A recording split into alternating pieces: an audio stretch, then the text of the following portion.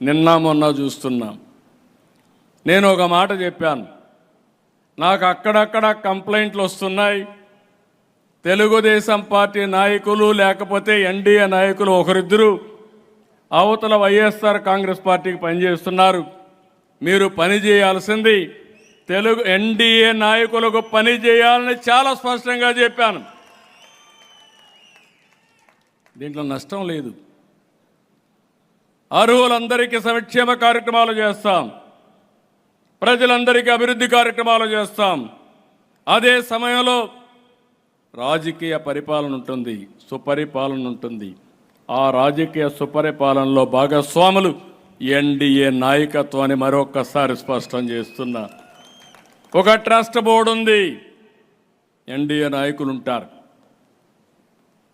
ఒక కార్పొరేషన్ ఉంటుంది, లేదంటే ఇంకో దగ్గర ఉంటాం. ఎన్డీఏ నాయకత్వం కూర్చొని డిసైడ్ చేస్తాం. ఆ గౌరవం ఎన్డీఏ నాయకులకు ఉండాలని తప్ప వైఎస్ఆర్ కాంగ్రెస్ పార్టీతో ఎవరైనా లాలూచి పడతారేమని ఆ మాట చెప్పాను. దీంట్లో గింజుకుంటున్నారు వైఎస్ఆర్ కాంగ్రెస్ పార్టీ.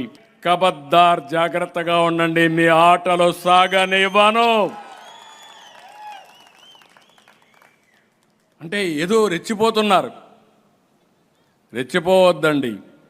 నేను ఎప్పుడు కూడా సంక్షేమ కార్యక్రమాలు అర్హులందరికీ ఏమంటున్నాను. అట్లని చెప్పి దబాయిస్తే ఇస్తామనుకుంటే మాత్రం అది పగటి కలగా మిగులుతుంది. గుర్తుపెట్టుకోమని కోరుతున్నాను. నేను ఇంకొక మాట కూడా చెప్పాను, రాజకీయాల్ని కలుషితం చేశారు, రాజకీయ ముసుగులో నేరాలు చేశారు, ఘోరాలు చేశారు.